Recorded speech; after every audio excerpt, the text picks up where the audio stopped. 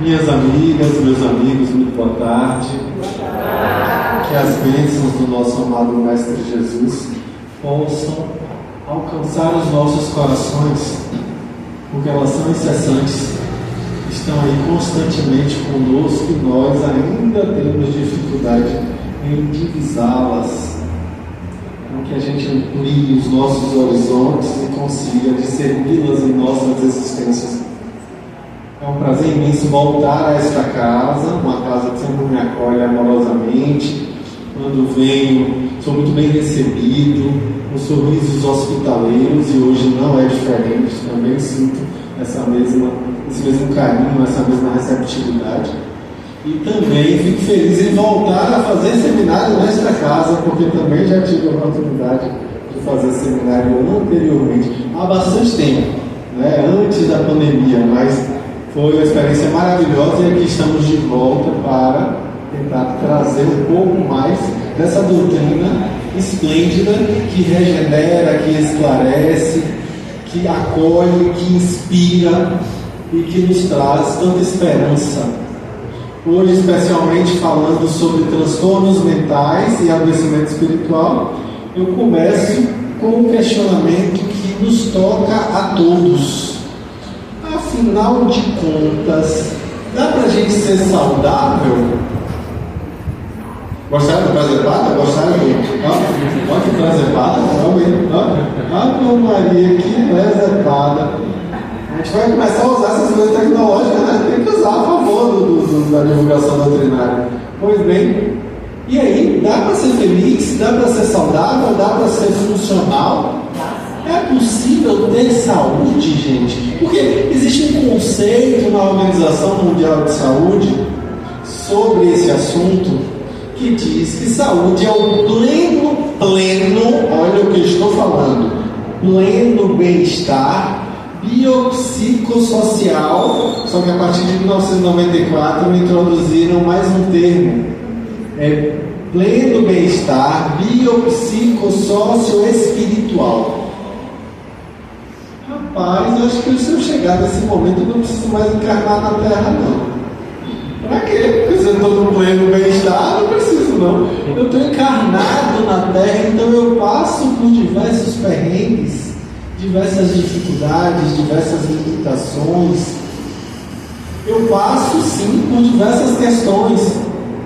A questão é, eu consigo passar por esses desafios que a vida me impõe de maneira a me sentir bem e grato, olhando essas situações desafiadoras e dizendo, obrigado, Senhor, como diz Paulo de Tarso, uma das suas epístolas, em tudo dai graças. Será que eu consigo dar graças a tudo? Agradecer a Deus por tudo que eu vivo? Ou ainda tenho dificuldade? Mas biologicamente parece que está tudo bem. Aqui não, só estou dando um exemplo, tá? Porque aqui tem uma colunazinha que incomoda de vez em quando, tem um negócio de uma mancadinha de vez em quando, tem um olhinho que deixa a gente meio tonto. Aqui tem um outro pepino, mas vamos dizer que eu estou minimamente bem. Ok, vamos lá. E o psico? Será que emocionalmente eu estou bem? Será que cognitivamente eu estou bem? Será que comportamentalmente eu estou bem? Porque o comportamental vai acabar resvalando no terceiro, que é o social. Será que nas minhas relações, será que no meu trabalho, na minha classe social, será que eu estou dentro do contexto comunitário onde estou inserido, verdadeiramente usufruindo de maneira completa do meu potencial? Todas essas são questões importantíssimas. Olha lá, eu falei do bio, do psico, do social e o espiritual. Ai meu Deus, aí o bicho pegou. Ai. Será que a gente está conseguindo, como dizia Abraham Maslow, ser o mais completo você que só você pode ser? Ou mais ainda, como diria Viktor Frankl, questionando Maslow, Ele dizia, não, o que Marlon falou é interessante, a gente precisa ser o mais completo que você, que só você pode ser. Mas não só isso, eu preciso que a gente vá além. Ele propunha a autotranscendência, ou seja, ser de tal forma o que se é, para que algo maior do que nós se manifeste através de nós. Ou seja, é preciso ir além. Será que a gente dá conta? Será que espiritualmente eu estou quente com a minha consciência?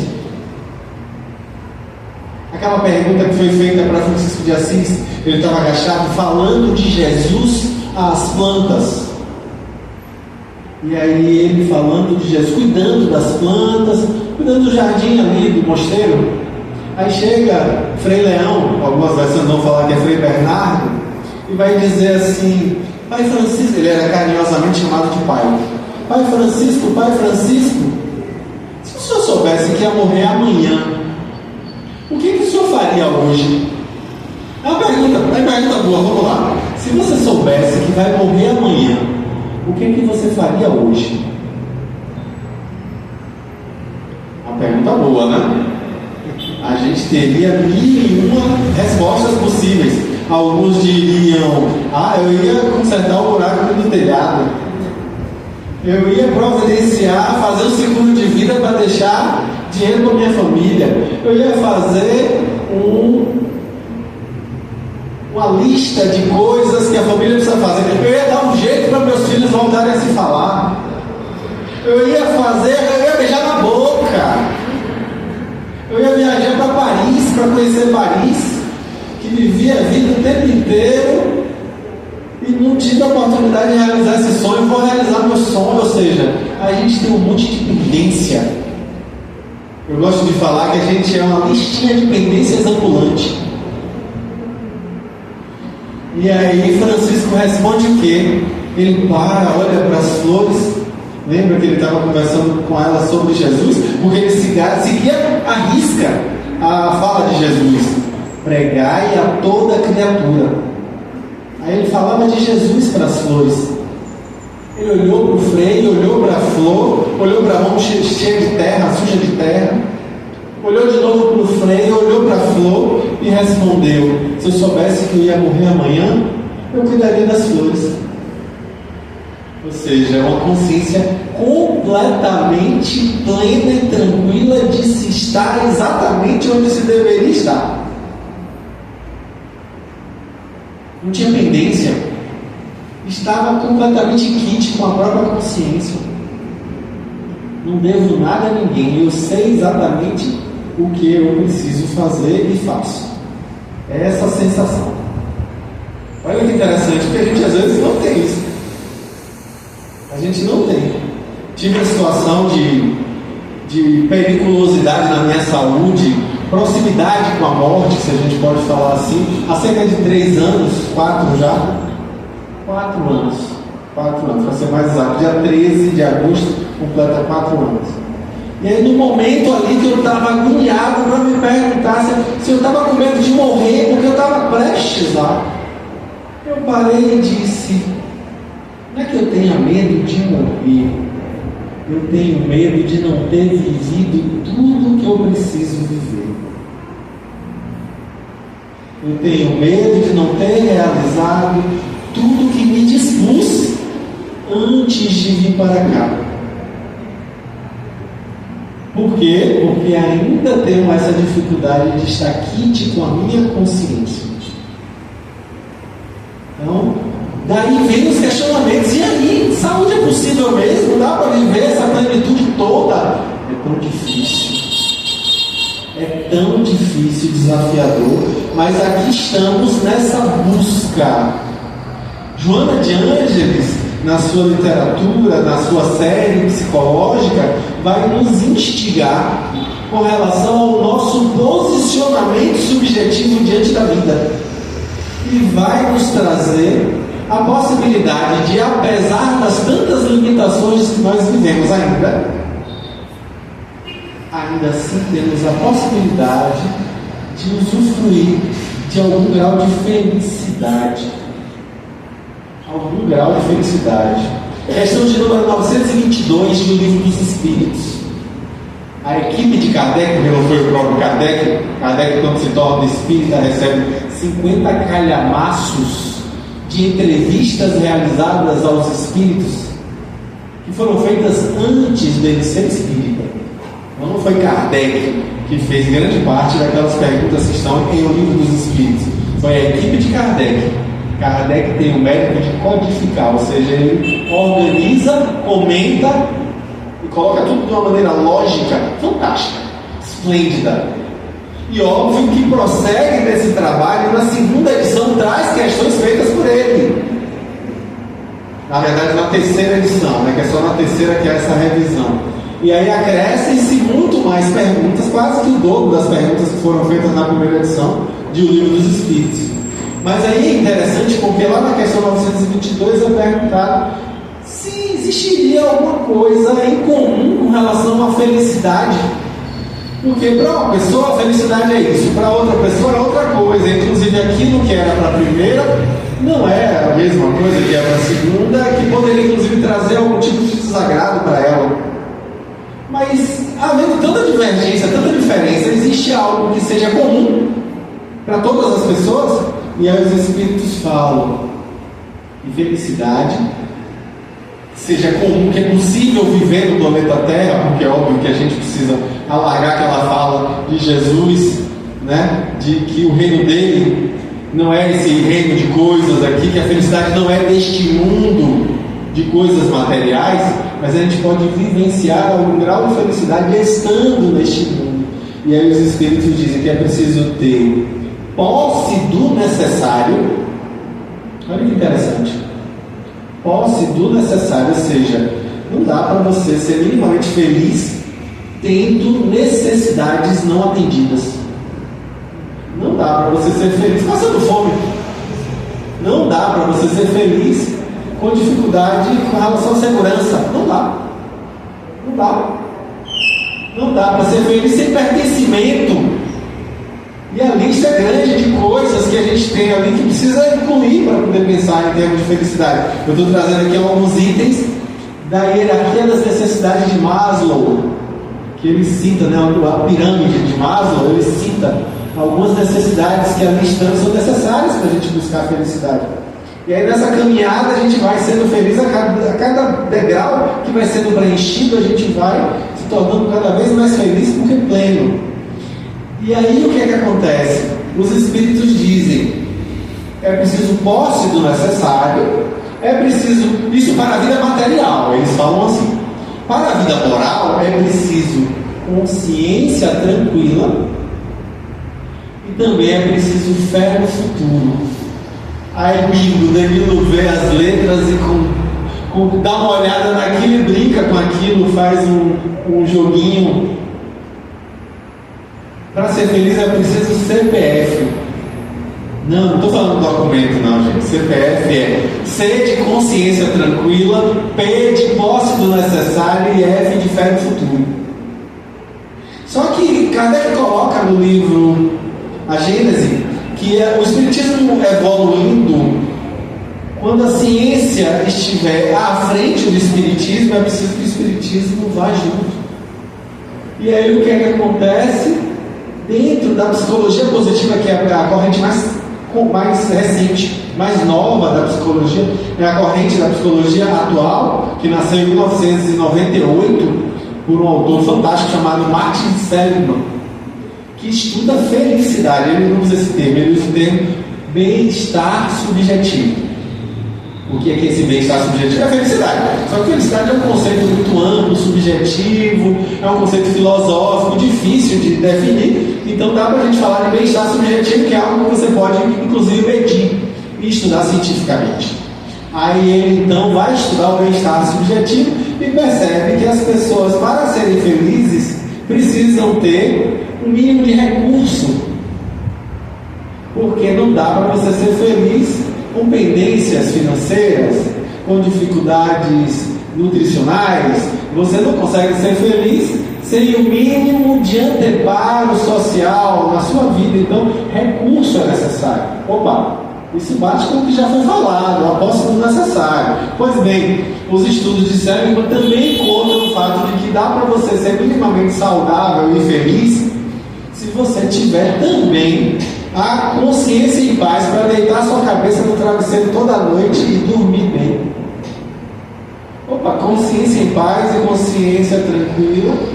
Opa, é a mesma coisa aí que a gente está falando, ou seja, os cientistas estão achando o que os espíritos já falaram, a equipe de Kardec muito antes, exatamente. Mas além, a gente vai ver que é preciso também ter, os psicólogos falam de esperança. O que é essa esperança, se não a fé no futuro que os espíritos já haviam falado a Kardec antes? Só que eles vão mais além, eles falam também que é preciso ter relações significativas. As pessoas, para serem felizes, segundo a psicologia positiva, precisam de relações significativas. Relacionamentos. Precisamos de amizade, precisamos de carinho, de nos sentirmos bem uns com os outros. Isso é necessário. Opa, então tem isso também, né? Relações significativas. E mais além, os estudos de cérebro vão mostrar, os estudos deles são interessantes com relação a isso. Ele pesquisa freiras de diversos países, vários monastérios com freiras, vários conventos, né? Ele vai pesquisar e entender como é que aquelas freiras conseguem ser felizes. E aí ele percebe que conseguem viver tanto, conseguem ter uma saúde acima da média. E ele vai para perto entender o que acontece e percebe que elas usufruem de um sentimento sincero e verdadeiro de gratidão. Ou seja, para a psicologia positiva você precisa ter posse do necessário, fé no futuro, precisa também ter ali a consciência tranquila, precisa ter relacionamento saudável e gratidão, ou seja, não é só CPF, a gente também precisa de RG. Para ser feliz tem que ter CPF e RG. C de consciência tranquila, B de posse do necessário, F de fé no futuro, R de relação saudável, relações significativas e G de gratidão. Então é preciso ter tudo isso dentro desse olhar. Olha como a gente amplia e começa a perceber possibilidades de sermos saudáveis onde quer que estejamos. Possibilidade, inclusive, de vivenciar a saúde até mesmo no contexto de doença. Porque para algumas pessoas um câncer é só mais um desafio. Enquanto que para outras pessoas um resfriado é ai, ó vida, ó céus, ó azar, coitadinho de mim, meu motivo de lamúria, né? Aliás, eu sou homem, sei bem isso, né? Como é que isso acontece? Quando a mulher passa pela dor do parto, ela tem um vislumbre do que é um homem resfriado. Porque é realmente incômodo, né? O homem resfriado é um sofrimento terrível. Pois bem, é isso que eu estou falando. Brincando, a gente sabe que o espírito não tem sexo, né? A gente sabe bem disso. Mas é interessante para a gente perceber como o nosso posicionamento subjetivo faz diferença. E aí a gente vê que tem tanto transtorno mental, meu Deus do céu, como é que a gente vai vislumbrar isso? Eu gosto dessa frase aqui de Ronald Lang, um dos pais da antipsiquiatria britânica. Ele, junto com David Cooper, vão questionar toda a estrutura psiquiátrica, psicopatológica do século XX e trazem ali uma grande contribuição nesse questionamento que infelizmente hoje a gente está voltando a essa lógica de patologizar tudo agora é doença. Você não pode ter uma criança muito agitada porque é doença. Às vezes é mesmo, mas infelizmente a gente vê que existe um exagero muito grande e muita gente está levando em conta a possibilidade de ser patológico, que não é. Há uma patologização do saudável, do normal, do comum, do esperado. A gente precisa ter muito cuidado com isso. E aí ele diz assim: místicos e esquizofrênicos encontram-se no mesmo oceano, mas os místicos nadam, ao passo que os esquizofrênicos se afogam. Olha que fala interessante, como bota para a gente refletir com relação a isso. Porque é exatamente o que acontece. A gente vai ver que também todo o nosso escopo teórico dentro da doutrina espírita nos deixa claro que estamos encarnados em um corpo físico, portanto sofremos como espíritos, a influência das limitações que esse instrumento nos dá. Questão de número 375 de O Livro dos Espíritos. O transtorno mental está no cérebro. Está lá, muito claro. A loucura, que na época de Kardec, a palavra loucura, gente, é importante eu deixar isso claro. Loucura era todo e qualquer transtorno mental. Hoje, loucura, quando a gente fala loucura, a gente fala das psicoses. As pessoas que ouvem vozes, as pessoas que veem coisas que ninguém está vendo, que deliram. A gente chama de loucos. São loucos que romperam com a realidade, estão desorientados. A gente chama eles de loucos. Às vezes são mesmo, às vezes são só médiums que não foram bem orientados. Mas, na época de Kardec, tudo que tivesse a ver com o comportamento humano, que destoasse um pouquinho, era considerado loucura. Por exemplo, hoje a gente vai falar muito em depressão. Há não muito tempo, gente, eu estou falando de 20 anos atrás, as pessoas chamavam qualquer tipo de transtorno mental de depressão. Trabalhei no interior, trabalhei numa cidade do interior durante alguns anos, fundei CAPS, que é Centro de Atenção Psicossocial do Interior. Hoje trabalho aqui no CAPS de São Caetano, Valéria, mas trabalhei muito tempo lá em Jacobina, no interior, e via isso o tempo todo. As pessoas diziam, meu filho tem depressão. Quando você ia ver, a pessoa tinha esquizofrenia. Não, meu filho tem depressão. Ele ia ver, ele tinha TDAH, que é transtorno de déficit de atenção e hiperatividade. Não tem nada a ver com depressão. Nada. Fulana tem depressão. Quando você vai ver, a pessoa tem transtorno afetivo bipolar. É outra coisa. Até dá para você fazer uma dúvida com relação, porque existem sintomas depressivos no transtorno bipolar, mas não é outra coisa, não é depressão. Então, com isso, a gente percebe que às vezes a gente usa palavras e as palavras vão mudando o seu contexto, o seu conceito, na sua caminhada. Na época de Kardec, loucura era todo e qualquer transtorno mental. Se a pessoa tivesse depressão, era louco. Se a pessoa tivesse um transtorno mental por conta de um déficit intelectivo, que antigamente se chamava de retardo mental, era louco. Se a pessoa tiver uma síndrome de Down, era louco. Se a pessoa... chamava tudo de louco. Às vezes a pessoa tinha toque, mania de organização, de deixar tudo simétrico, de conferir o troco no ônibus e não deixar ninguém passar na roleta, porque você está ali conferindo e tem que conferir 26 vezes o troco. Toque. Isso é transtorno de obsessivo compulsivo. A época de Kardec, isso era loucura, era considerado uma loucura. Então isso é importante deixar claro.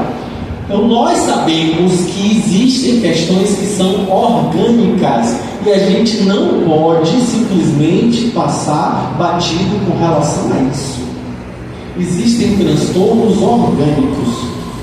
A gente precisa estar muito atento a esse fato, tá? Então sim, temos um cérebro que permite com o qual nós vamos fazer, nós ter comportamentos, nós vamos agir. O nosso organismo mexe tanto como, por exemplo, se eu pegar aqui, deixa eu ver, o único homem que eu conheço aqui é Elton. Vamos injetar nele alguns ml de testosterona. Daqui a alguns dias, além das modificações corporais, ele também vai ter modificações comportamentais. Provavelmente ele fique mais hostil, mais ríspido, mais rígido. Por quê? Porque a testosterona abre espaço para esse tipo de comportamento. Se ele for muito linfático, se ele for muito tranquilão, essa hostilidade vai se manifestar de uma forma diferente. A gente vê isso claramente num item do Evangelho segundo o Espiritismo chamado A Cólera, que é assinado pelo Espírito Hahnemann. Hahnemann, só para a gente saber quem é o médico que criou a homeopatia. E aí ele vai falar que o organismo não dá para o espírito a agressividade, mas óbvio que o espírito vai manifestar a sua agressividade conforme as possibilidades daquele organismo. Então existe uma influência muito grande da manifestação disso pelo organismo. A gente acaba, e quanto mais, é bom lembrar também isso, esse dado é importantíssimo, quanto mais ainda afinizados com a matéria, com a nossa materialidade, com a nossa animalidade, mais nos identificaremos com a influência desses corpos. quanto mais desapegados da animalidade, da materialidade, menos o corpo vai influenciar em nós. É aquela lógica, né? Quanto mais evoluído é o espírito, menos o entorno influencia ele, mais ele influencia o seu entorno. Então, não só o entorno geográfico, mas também o entorno, o papel de presente que a gente usa. Tá aqui o presentão, a gente precisa aprender a gostar de si, né? E achar que é assim, né? Porque a autoestima também é importante, mas não demais. Não demais, sempre no equilíbrio. Que a gente compra uma coisa que é vendida na mídia, que a gente tem que ter autoestima alta. Isso não existe. A autoestima alta pode ser muito problemático. Estatisticamente, pessoas que têm autoestima alta sofrem mais acidentes de trânsito. Pessoas que têm mais autoestima alta vão ter dificuldade, por exemplo, contraindo doenças sexualmente transmissíveis. Pessoas que têm autoestima alta brigam mais. Ou seja, são pessoas que atribuem assim um valor superior e acham que nada de mal vai acontecer com elas. E por isso se expõem a riscos. Então a autoestima alta não é bom. A autoestima é equilibrada. A gente precisa disso. A autoestima é equilibrada. Não é autoestima baixa também. Não quero ninguém deprimido. É preciso que a gente se valorize, mas não a mais do que o que deveria. Infelizmente a gente tem isso, né? Hoje em dia cobra-se muito que a gente tenha uma perspectiva de se achar especial. Todo mundo tem que ser especial. A rede social está aí para a gente, todo mundo achar que é o bambambam máximo. Muita calma nessa hora, baixa a bolinha, viu coisinha? Porque infelizmente a gente precisa lembrar que estamos encarnados também para adquirirmos humildade. Em tudo aí, a gente está falando do espírito imortal, que está em experiência humana. É preciso que a gente se lembre, como disse o padre Pierre Teilhard Chardin, não somos seres humanos com experiências espirituais, somos seres espirituais em experiência humana. Então essa perspectiva ajuda a gente a tomar consciência. No livro O Problema do Ser, do Destino e da Dor, Leon Denis, filósofo espírita esplêndido, vai trazer que no momento em que a humanidade tomar consciência de que somos espíritos em jornada evolutiva, tudo muda, porque nossas relações mudam. Seremos verdadeiramente muito mais saudáveis à medida que tomarmos essa consciência. Então, a caminhada é essa tomada de consciência. A gente está encarnado aqui para quê? Para essa tomada de consciência. Aí Joana coloca assim, ó, lexicamente, ou seja, se a gente for olhar no dicionário, saúde é o estado do que é são, do que tem as funções orgânicas regulares. É são, saudável. É bom lembrar, né, que a palavra saúde vem de san, luz. Daí que no italiano é salute. É san, luz, a luz saudável que emana de nós. Que infelizmente nós não usufruímos dessa luz saudável. Mas aí ela prossegue dizendo: a Organização Mundial de Saúde elucida que a falta de doença não significa necessariamente estado de saúde. Não é porque você não está com doença que você é saudável, não. Olha que interessante. A gente tem essa ideia, né, de que saúde é o silêncio dos órgãos. A gente tem a ideia de que é isso. Saúde é o silêncio dos órgãos. Não ter doença é estar saudável. Não, tem gente que é profundamente adoecido, apesar do corpo estar completamente silencioso, digamos assim. Pois bem, ela diz: antes, porém, esta, ou seja, a saúde, resulta da harmonia de 3 fatores essenciais a saber: bem-estar psicológico, equilíbrio orgânico e satisfação econômica, assim contribuindo para uma situação saudável do indivíduo. Num período de transição e mudança brusca de escala de valores convencionais, com a inevitável irrupção dos excessos geradores de anarquia, a saúde tende a ceder espaço a conflitos emocionais, desordens orgânicas e dificuldades econômicas, propiciando o surgimento de patologias complexas no homem. Olha que fala interessante. Nós vivemos esse período de transição com tantos excessos. Nós vivemos um momento de excessos. Não à toa, estamos tendo, inclusive, a oportunidade de que muitos reencarnem aqui, tentando se equiparar ao nível evolutivo da maioria.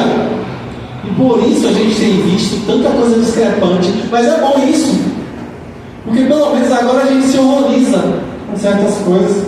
Antes a gente ia para a praça pública assistir. A gente ia. Eu não estou pensando nem em coisa muito longe, não. Estou pensando em 200 anos atrás. Não estou nem pensando na época de Jesus. Eu estou 200 anos atrás, as pessoas iam para a praça pública assistir execução. As pessoas iam ver gente ser guilhotinada, ser pendurada numa forca.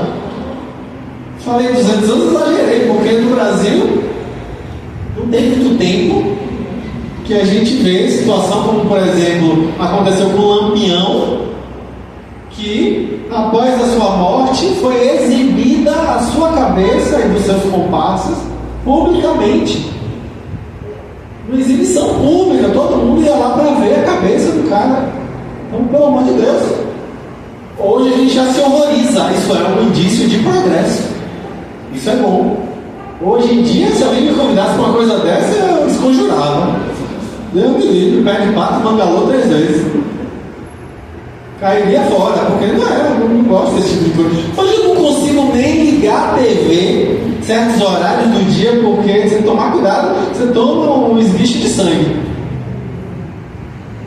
Então é preciso que a gente tenha muito cuidado, inclusive com a qualidade de informações que a gente consome. Tem uma psicanalista chamada Marion Woodman, que ela diz: cuidado com o tipo de informação que você alimenta a sua mente, porque isso se tornará o ruído de fundo dos seus pensamentos.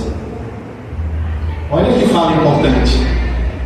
Olha que fala importante. Que tipo de coisa a gente tem nutrido? Com que tipo de coisa a gente tem nutrido a nossa mente? Então, por isso que a gente precisa realmente ter consciência das nossas escolhas, que às vezes a gente escolhe sem perceber. E aí é preciso que a gente alargue o horizonte, percebendo que são vários os transtornos mentais. Se a gente for lá na classificação internacional das doenças, já estamos na 11ª versão, ou no manual diagnóstico e estatístico de transtornos mentais da Associação Psiquiátrica Americana. Sabe quantos transtornos mentais eram na edição anterior? Eram algo em torno de 413 transtornos mentais diferentes. Agora a gente já está em 424 transtornos mentais em um desses manuais. Então, com isso a gente percebe que ou o povo está ficando mais doido, ou então a gente está melhorando muito a nossa capacidade de identificar os transtornos que têm surgido, ou que já existiam e a gente não percebia, ou então a gente está criando novos transtornos. Alguma coisa errada está acontecendo aí. Precisamos estar atentos para isso. Tem muito transtorno, eu vou trazer aqui alguns. Transtorno mental. Tem transtorno do neurodesenvolvimento, espectro da esquizofrenia e outros transtornos psicóticos, transtorno bipolar e transtornos relacionados, transtornos depressivos. Antigamente era tudo junto, eram os transtornos afetivos. Agora tem separado o transtorno bipolar e o transtorno depressivo. Transtorno de ansiedade, transtorno obsessivo compulsivo e transtornos relacionados a trauma e estressores, como o transtorno de estresse pós-traumático, por exemplo. Transtornos dissociativos, transtornos de sintomas somáticos e transtornos relacionados, transtornos alimentares, transtornos da eliminação, transtornos do sono vigília, disfunções sexuais, disforia de gênero, transtornos disruptivos do controle dos impulsos da conduta, fiquei sem fôlego, transtornos relacionados a substâncias e transtornos aditivos, transtornos neurocognitivos, transtornos da personalidade, transtornos parafílicos, e ainda tem a categoria coringa, outros transtornos mentais, ou seja, você não sabe o que é, mas sabe que é alguma coisa, volta desse aí. Ou seja, tem tanto transtorno mental. E a gente tem visto, gente, 1 a cada 4 pessoas sofre de depressão. É muita gente. É muita gente. Muita gente. E aqui no Brasil a gente tem uma estatística aterradora. 1 a cada 3 pessoas atualmente tem ansiedade. Vivemos no país mais ansioso do mundo. E no segundo país mais deprimido do mundo é o Brasil. Isso é assustador, né? Isso é assustador. A gente fica se perguntando por que existem tantos porquês para isso. A gente sabe que existem fatores orgânicos. Por exemplo, pessoas que vivem em cidade que tem plantação de tomate. Isso é estatístico, tá? Não estou falando uma coisa boba de opinião pessoal. Isso é estudo científico. Se você mora numa cidade que tem plantação de tomate, ou seja, se usa o agrotóxico específico para pragas contra essas pragas aí de tomate, né? Pois bem, o que acontece? Na cidade que se usa esse tipo de agrotóxico, o índice de suicídio quase duplica. Por quê? Porque existe uma correlação neurológica entre o uso desse agrotóxico e depressão e suicídio. Olha que dado importante. É um dado importante. Estatisticamente, olha que curioso também. Olha que dado curioso esse agora que eu vou falar. Estatisticamente, pessoas que tenham uma insalubridade residencial, ou seja, vivem em casas insalubres, em casas sem o mínimo de infraestrutura, têm uma chance mais do que dobrada de desenvolver esquizofrenia. Não era uma questão orgânica, não era só no cérebro, não, calma. Tem um contexto que traz a eclosão do transtorno. É preciso que a gente leve em conta esse contexto. Olha que dado interessante, né? E é também uma coisa até que é meio óbvia, mas é importante também lembrar. Pessoas que estão vivenciando um momento de desemprego têm estatisticamente mais risco de virarem alcoolistas. Então, o contexto psicossocial também precisa ser levado em conta. O contexto orgânico precisa ser levado em conta. A gente precisa levar em consideração isso tudo, para não sair por aí achando que tudo é espiritual. Para não achar que, não, isso é mediúnico, vou dar uns passes, vai fazer caridade, que isso não é tão simples. Isso ajuda muito e faz toda a diferença. Mas é preciso que a gente identifique de maneira ampla como está o contexto daquela pessoa, inclusive o contexto nutricional, o contexto amplo, porque por vezes a gente está malhando em ferro frio, como dizia meu avô, que a gente está tentando consertar uma coisa sem levar em conta a outra. Por exemplo, eu sou psicólogo, eu atendo já há 21, quase 22 anos, e já vi casos que eu tentando entender o que estava acontecendo, principalmente no começo. O que estava acontecendo? Que a pessoa não caminhava, eu vi os pacientes todos caminhando e aquele paciente especificamente não caminhava nos seus sintomas depressivos. Aí eu mandei para o psiquiatra, pedi uma avaliação e o psiquiatra foi pedir exames e descobriu que a pessoa tinha hipotireoidismo. Tireoide não funcionava direito. Então estava malhando em ferro frio. Não adiantava trabalhar ele o psicológico se o organismo estava ali puxando ele para baixo, porque tem hipotireoidismo, fica mais deprimido, fica mais triste, fica mais prostrado, sem disponibilidade. Então por isso ele tinha um problema, e aí eu estava tentando ajudar de outra forma. Não adianta, eu preciso ver de maneira ampla, senão eu vou sair por aí achando que é só espírito influenciando, e não é assim. Tem mais coisa envolvida e a gente precisa vislumbrar o todo. Isso é importantíssimo.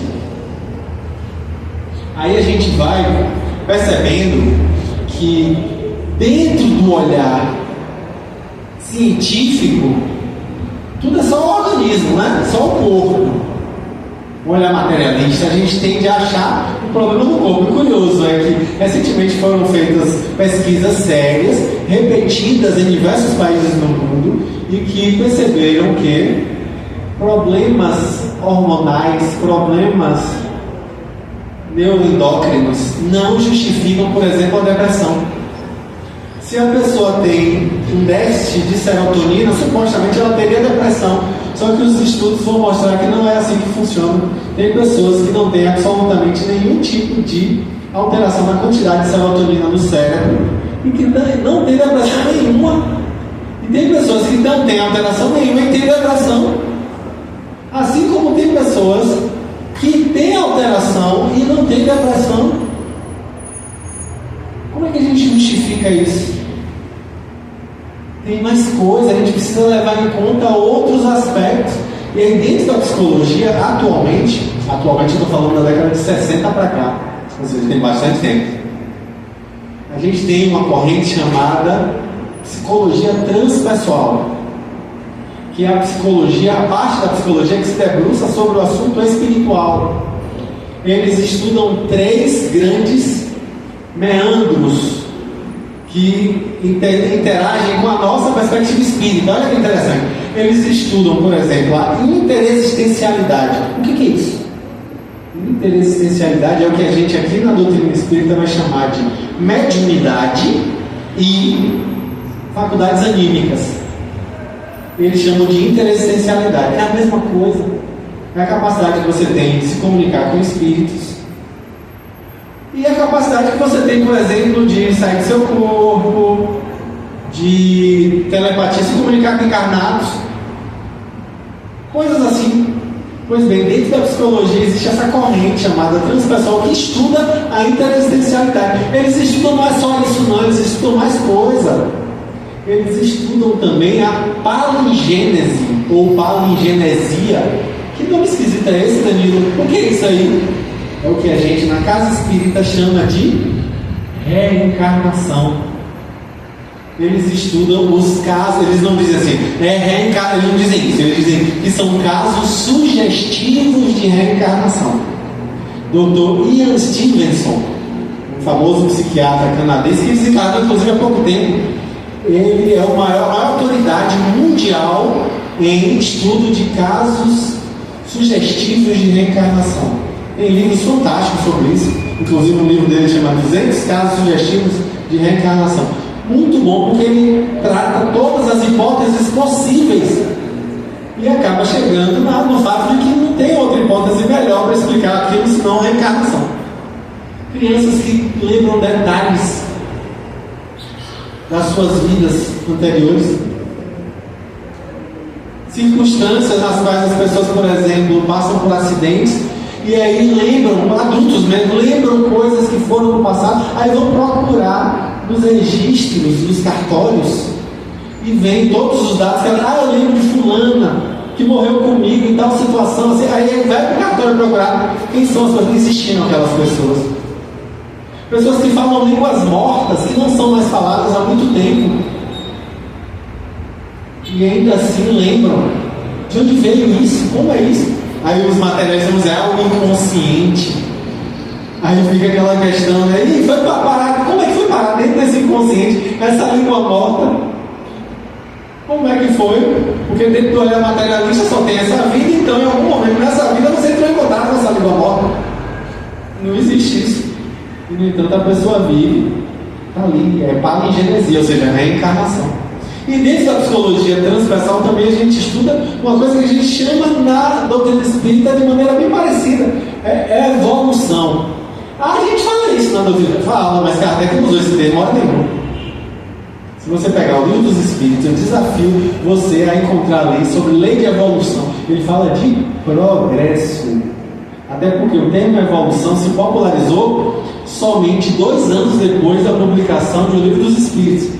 Porque 2 anos depois, em 1859, é que foi publicada a obra A Origem das Espécies, de Charles Darwin, que ali ele fala de evolução, e daí a gente fala tanto de evolução hoje, por conta de Darwin. Mas antes falava-se em progresso, e Kardec fala de progresso ao longo do Pentateuco. A gente não fala de evolução com esse conceito espiritual de evolução que a gente usa. Então, interexistencialidade, palingênese, evolução. A psicologia transpessoal também estuda os estados alterados de consciência, que é o que? Às vezes a gente está aqui, como a gente está nesse momento, vigília. Algumas pessoas estão em alfa, outras pessoas estão vendo ali 1, 2, estão mais baladas que para cá, visitando o plano espiritual, indo ali fazer uma volta, né? Mas, porém, contudo, todavia, entretanto, a gente em geral está chamado de morno vigio, estamos em vigilância, Estamos acordados, estamos ouvindo Danilo falar. Às vezes não totalmente aqui, né? Às vezes aqui, mas com a cabeça sentida, quebrada. É o que os psicoterapeutas existencialistas chamam de esquizofrenia existencial. Está aqui, mas não está aqui. A pessoa está aqui, mas está pensando: ah, meu Deus, eu devia estar em casa assistindo minha série na Netflix. Que esse cara chato está falando essas coisas aí. Onde será que ele comprou essa boina? Vou ver se já dá tempo de comprar para meu pai. Ixi, vai faltar dinheiro, tem que providenciar pagar logo com a Elba, senão o cara vem cortar segunda-feira. Ou seja, a cabeça está em 1000 lugares, mas não está aqui. A cabeça está fragmentada em 1000 pedaços. Uma parte está aqui, a outra está lá na Cochichina. E é preciso que a gente volte para aqui agora, justamente para poder vivenciar um estado normal de consciência. Mas às vezes a gente tem estados alterados de consciência. Às vezes você está dormindo, está para adormecer, aí você tem uma alucinação, chamada alucinação hipnagógica. Aí você sente, por exemplo, que está caindo. Aí é um estado alterado de consciência. É normal, todo mundo tem. Ou está acordando e aí ouve alguém chamar: Danilo, Danilo. Aí você acorda assim. Quem me chama? Não tinha ninguém. Chama a alucinação hipnopômpica. Todo mundo tem, é normal ter esse tipo de alucinação. Mas é um estado alterado de consciência. Ou seja, ter estado alterado de consciência, a maioria das pessoas tem. Não tem nada de errado com isso. Tá? Mas existem estados de consciência que são interessantes. Por exemplo, experiência de quase morte, aqui, experiência de fora do corpo. Todas essas experiências são estados alterados de consciência, em que você se vê fora do corpo. Eu lembro uma vez que aconteceu comigo, eu morava na Maralina. E aí no meu quarto tinha um beliche, eu estava dormindo em cima, e daqui a pouco eu me vi levantando, acordando, descendo do beliche, caminhando para a porta. Aí eu percebi que eu estava olhando para a maçaneta da porta que eu ia abrir, mas ao mesmo tempo eu estava vendo o beliche lá atrás. Aí eu virei para olhar o beliche: o que é isso? Quem está na minha cama? Aí eu fui olhar, era eu. Como é isso? Eu estou lá e tocar, como é isso? Eu pensei assim. Aí eu percebi que eu não enxergava pelos olhos, eu enxergava pelo corpo todo. Que negócio é esse, velho? Que viagem! Eu fiquei assim: rapaz, eu devia ter 17 anos. Meu velho, que isso? Meu Deus, é todo acabunhado, sem saber o que falar. No final a gente vai ter espaço para falar, tá bom? Anota aí para poder a gente falar. E aí eu fiquei todo sem saber o que fazer, meu Deus do céu. Eu estava tendo um estado alterado de consciência, uma experiência fora do corpo. Doutor Edilton Costa, meu amigo lá da Mansão do Caminho, que trabalhava, não sei se ainda trabalha, acho que já não trabalha mais, já deve ter se aposentado, no Hospital das Clínicas.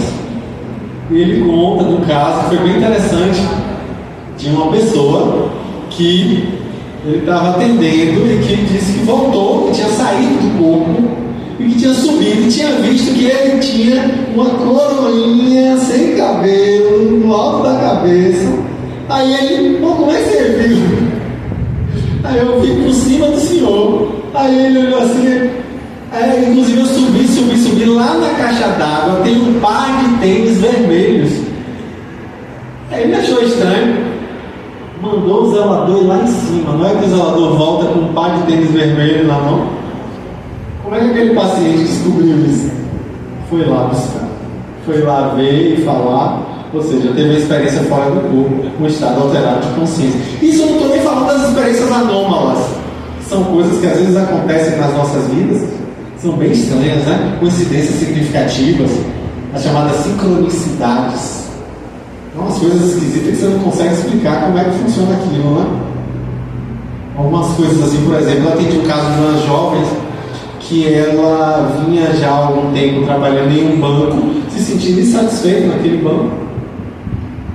E aí, na época que existia um banco chamado HSBC, vocês devem lembrar, vocês têm idade para isso. Pois bem, o que acontece? Ela pediu demissão desse banco porque recebeu uma proposta para trabalhar nesse outro banco.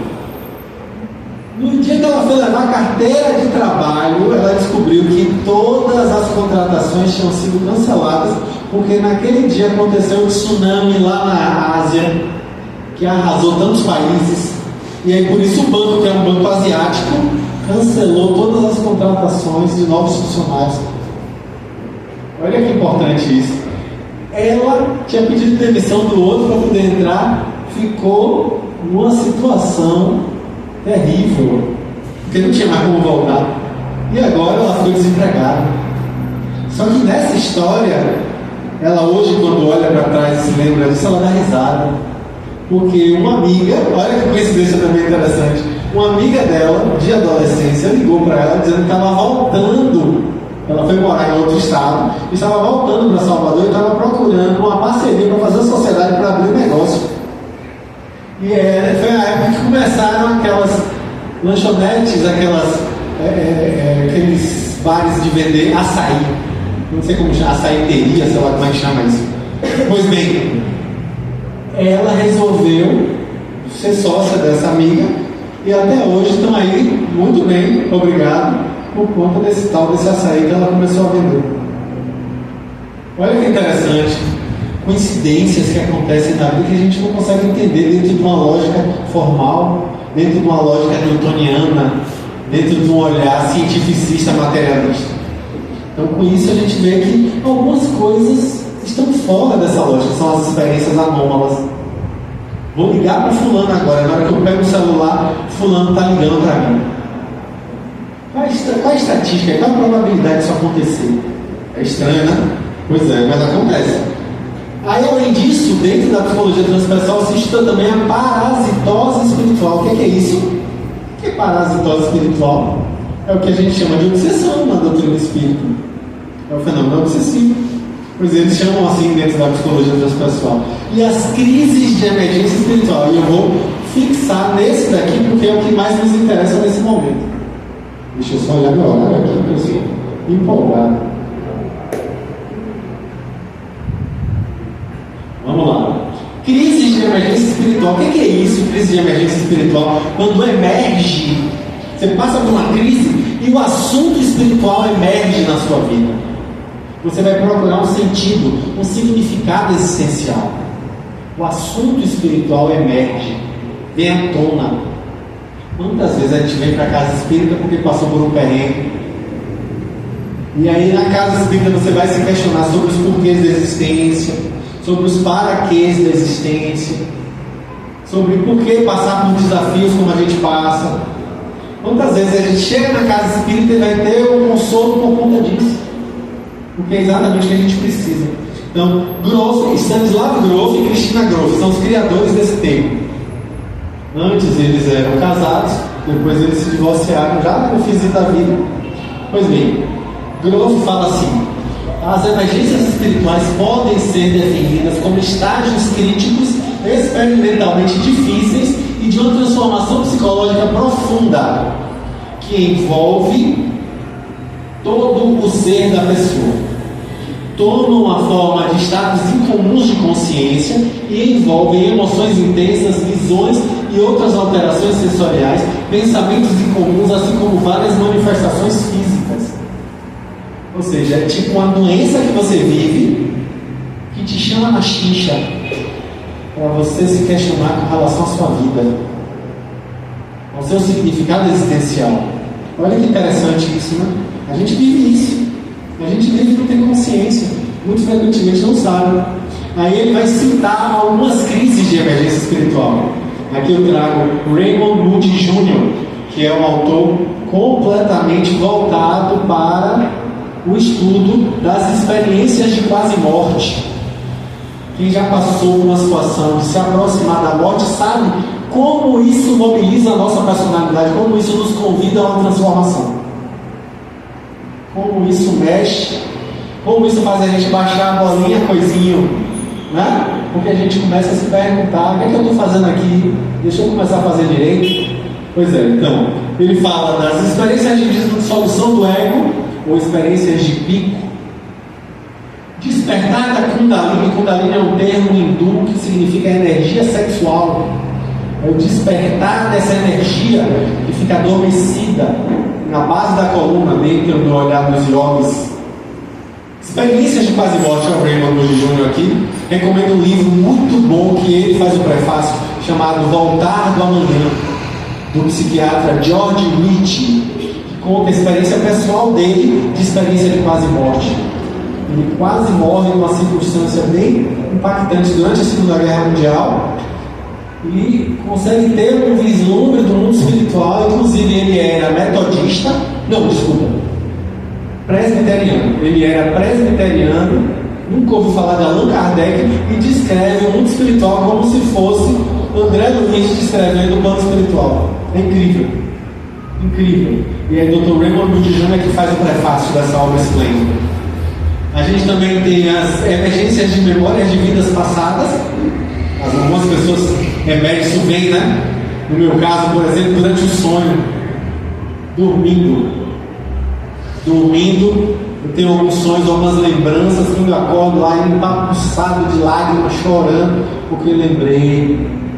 Essa daqui, ó, minha mãe. Ah, meu Deus, era minha mãe, eu sabia. Tinha alguma coisa lá no passado entre mim e ela.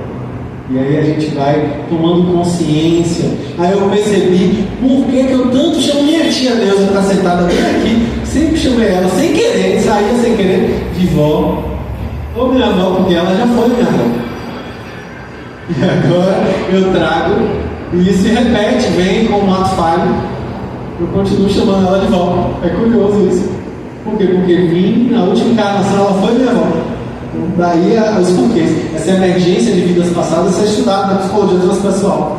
A integração bem e mal, que é um momento em que você se sente um com o universo, de tal modo que você para de ter essa dicotomia, esse dualismo bem e mal, você se sente um com Deus. Essa experiência de integração. Interessante também, né? Só quem viveu para poder saber exatamente como é. As crises xamânicas, e dentro das mais variadas religiões, as pessoas vivem crises e aí acabam sendo transformados em sacerdotes das religiões. A gente vai na Índia, por exemplo, muitas pessoas passaram por transtornos mentais severos e viraram xamãs, viraram sacerdotes das suas religiões. Percepções extrasensoriais. Eu estou aqui, mas eu sei o que está acontecendo lá na outra sala, aqui do lado. Eu estou aqui, mas eu tenho um vislumbre de uma situação periclitante com minha filha, por exemplo. Então essa é uma percepção extrasensorial, está fora do meu campo perceptório, no entanto eu tenho contato com isso. Ou seja, é uma faculdade anímica, né? É uma faculdade anímica. As mediunidades e canalizações nos Estados Unidos não chamam de mediunidade, eles chamam de canalização. A experiência de canalização é quando algo se manifesta através de você. Você é um canal para que isso aconteça. É isso aí.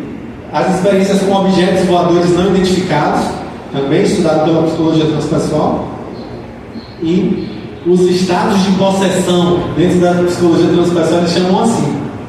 A gente chama de obsessão, né? Que pode ser a obsessão simples, a fascinação ou a subjugação, né? Que é também como é chamada a possessão. Pois bem, então com esse olhar amplo a gente vai entender o fenômeno espiritual e o adoecimento. A gente vai perceber que a gente tem esse tipo de circunstância, a gente vivencia circunstâncias assim. Como é que a gente diferencia quando é uma coisa e quando é outra? Óbvio que eu não estou aqui querendo treinar profissionais para poder identificar. É apenas um leve vislumbre do que acontece para que vocês percebam que não é a mesma coisa uma pessoa que tem um transtorno mental e a pessoa que está passando por uma crise de emergência espiritual. São coisas diferentes.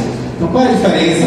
Existe uma semelhança muito grande, mas é preciso que a gente leve em conta que um prognóstico da pessoa com a crise de emergência espiritual é melhor. Ou seja, as pessoas tendem a melhorar com o passar do tempo. Não é como no transtorno mental, que as pessoas ou se mantêm igual ou tem um curso de piora. Continua, por exemplo, na esquizofrenia, existe um curso que tende a piorar com o passar dos anos. Então, a gente vê que dentro da crise de emergência espiritual não é assim.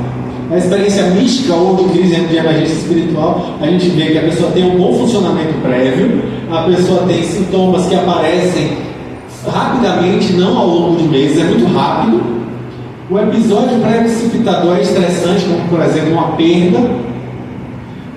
A pessoa que tem esse tipo de experiência tem curiosidade, uma atitude exploratória para buscar o porquê disso. E geralmente vem buscar ajuda na casa espírita ou na sua religião, porque não só acontece com o espírita, é bom que a gente lembre disso. E a pessoa não é um risco significativo para si e para os outros. Essas são as diferenças. Tá? Aí ele bota um quadro também aqui para a gente perceber, né? Na psicose, a pessoa vai gradativamente piorando, né? Piora a memória, piora a consciência. Na emergência espiritual, há uma mudança na memória e na consciência, mas não tem uma piora. Na psicose, é uma confusão e desorientação. Na emergência espiritual, a capacidade de se comunicar está preservada. A pessoa consegue se comunicar e falar o que ela está sentindo. Na psicose há um antecedente de dificuldades interpessoais, as relações da pessoa não eram boas antes, e na emergência espiritual as relações eram normais. Nas psicoses há uma desorganização, descontrole e coerência. Uma das primeiras perguntas que eu faço lá na triagem no CAPS que eu trabalho para uma pessoa que está sendo acolhida é se ela sabe que dia hoje, qual é a data e que bairro é que ela está. E a pessoa fica totalmente desorientada no espaço e no tempo. Ela não sabe. Simplesmente não sabe. Literalmente empurra a vida com a barriga e ela não sabe que dia é, para ela nem faz sentido. Às vezes não sabe nem que ano está. Tá? Isso acontece. Enquanto que na emergência espiritual a pessoa tem uma distinção entre o interno e o externo, ou seja, ela tem uma boa consciência, uma boa autoconsciência. E é uma coerência nos insights e sincronicidades. A pessoa sabe compreender o que está acontecendo com ela. Ela consegue, então é por isso, é isso que está acontecendo. Por isso que é bom que ela tenha uma orientação. E a casa espírita é maravilhosa com relação a isso. Na psicose a pessoa tem o chamado apragmatismo, ou seja, ela fica abandonada de si mesma. Ela não cuida da própria higiene, da própria aparência, da higiene do ambiente. Enquanto que na emergência espiritual ela aceita ajuda e preserva o cuidado com a própria alimentação e a higiene. Na psicose, no transtorno mental severo, a pessoa tende a ter uma desconfiança e hostilidade, enquanto que na emergência espiritual a pessoa mantém confiança e há uma ausência de auto e heteroagressividade.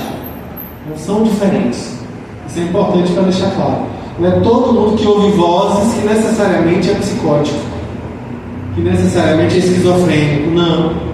É preciso que a gente deixe isso bastante claro. Senão a gente vai colocar aí no meio de Divaldo Franco. Doido, ouvia vozes, via coisa que ninguém estava vendo.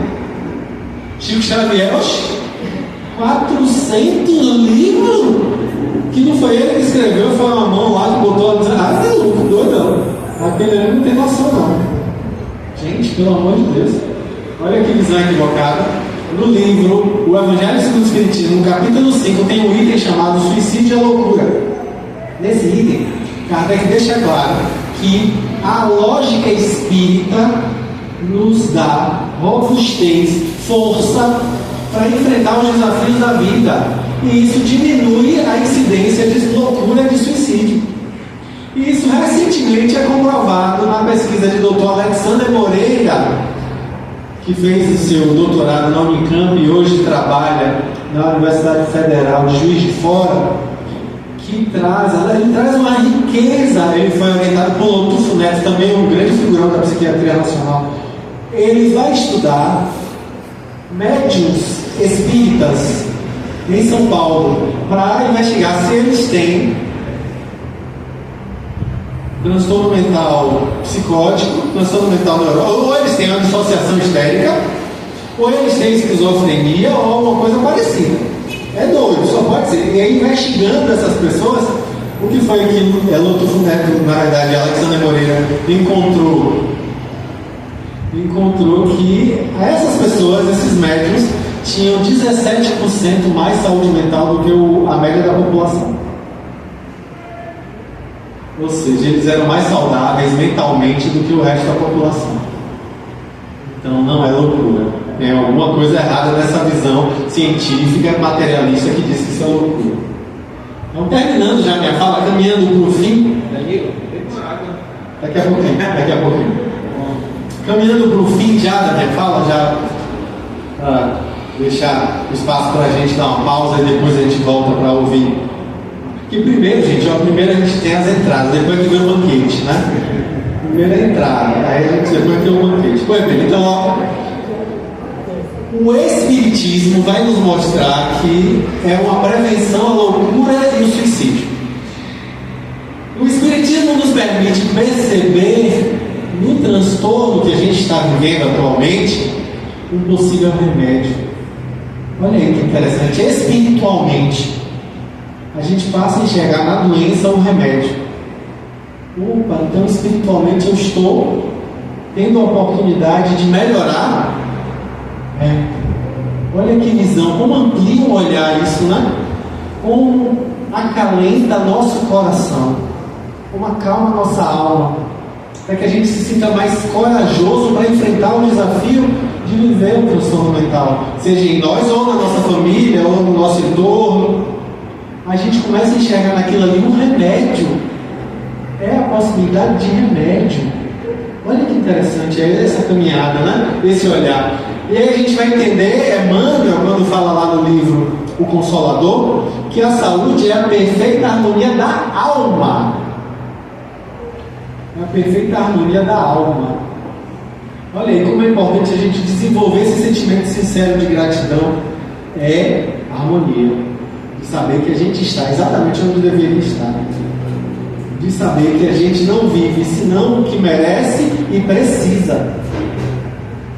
Então, com esse olhar, não estou dizendo para a gente dizer, vamos sofrer porque sofrer é bom. Não é isso, gente. Não estou fazendo apologia da dor, do sofrimento. Eu estou falando que a gente se sente mais fortalecido para enfrentar as coisas que virão. Tá? Porque virão. Tem uma frase árabe, um provérbio árabe que diz: mares tranquilos não fazem bons marinheiros. Josi ali, que foi minha aluna no curso de psicologia, ouviu o professor Nilo falar isso muitas vezes. Mares tranquilos não fazem bons marinheiros. Não estou dizendo para a gente sair por aí procurando tempestade, mas elas virão. Então, se a gente conseguir aprender com elas, nós vamos nos fortalecer e sermos marinheiros melhores na jornada da existência. Ter essa atitude faz toda a diferença. Melhora tudo no final das contas.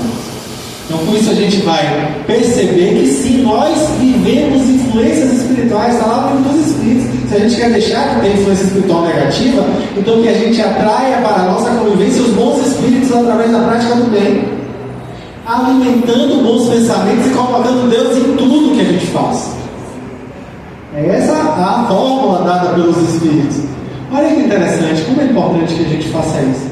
Que a gente perceba que a gente precisa se instruir. É o amai-vos e instruí-vos. Questão de número 780 do Livro dos Espíritos. Os Espíritos deixam claro lá que o progresso moral decorre do progresso intelectual. Os Espíritos falam isso. O progresso moral decorre do progresso intelectual. Ou seja, começa a estudar, viu, coisinho? Começa a tomar gosto pelo estudo. Porque estudar é imprescindível. A gente vai, inclusive, questão 898 do Livro dos Espíritos. Quando a gente estuda, a gente se instrumentaliza para fazer melhor bem. E é bom lembrar, os Espíritos falam isso também lá nessa resposta. O Espírito puro tudo sabe.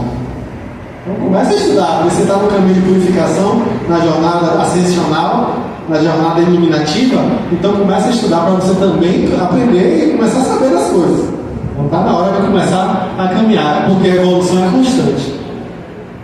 E isso é algo que nos dá uma grandiosidade na nossa esperança. Inspira, porque eu sei que isso que eu estou vivendo agora, que é difícil, é temporário, vai passar, porque eu estou em evolução constante. Eu preciso me perguntar, o que eu aprendo com isso que eu estou vivendo agora? Já falei aqui na casa, inclusive na última palestra que eu fiz aqui há muito tempo, que eu não tenho problemas. Alguém aqui tem problemas? Por que algumas pessoas riram?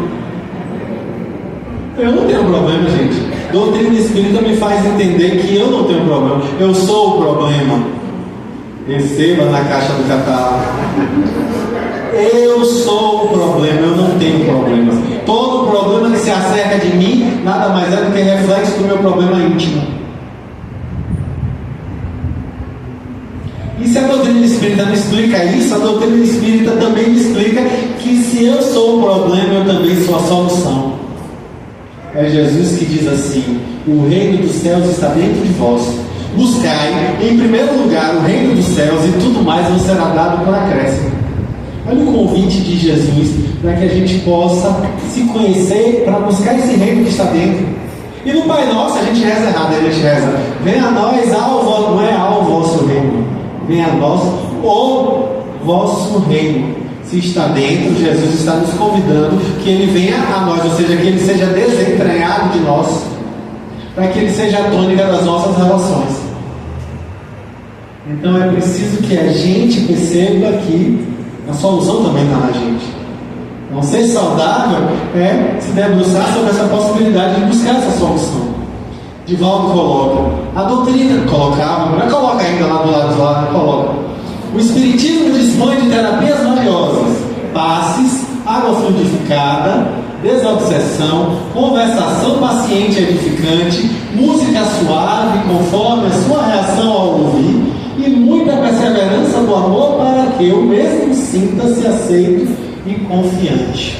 Doutrina espírita tem muito a nos ajudar nessa jornada. Às vezes a gente precisa de uma ajuda profissional, às vezes é necessário, mas a doutrina espírita ainda assim vai ser, sem dúvida alguma, um grande amparo. É preciso que a gente usufrua desse benefício que a gente tem. A gente tem que ser muito grato a Deus. Eu falo muito nas palestras, gente, eu não sei o que seria de mim se não fosse doutrina espírita. Porque com doutrina espírita eu sou esse sarapatel de coruja. Imagine se eu não fosse espírita. Não, doutrina espírita faz toda a diferença. Toda a diferença. Toda a diferença. Então, concluo minha fala com o voto de que a gente consiga manter firme e forte esse sentimento verdadeiro e pleno de gratidão. Muito obrigado.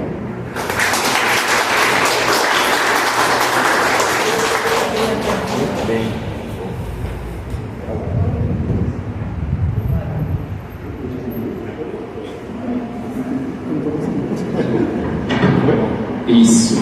Obrigado, gente. Degustaram a entrada?